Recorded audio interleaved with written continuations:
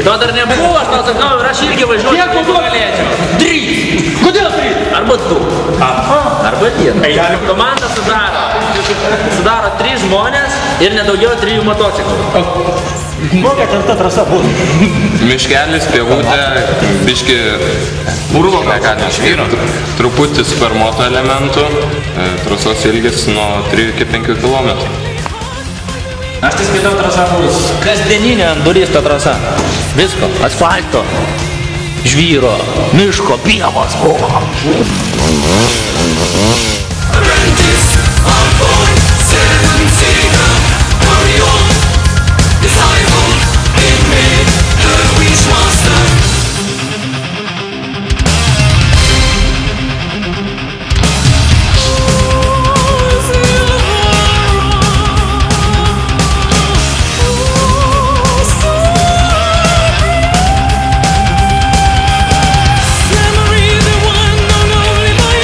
Trasa bus pritaikyta visų tipo motociklų. Komanda sudaro 3 asmenys.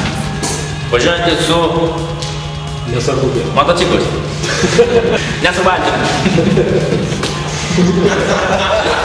Laimės tas, kas daugiausiai strateguos ir greičiausiai gręš.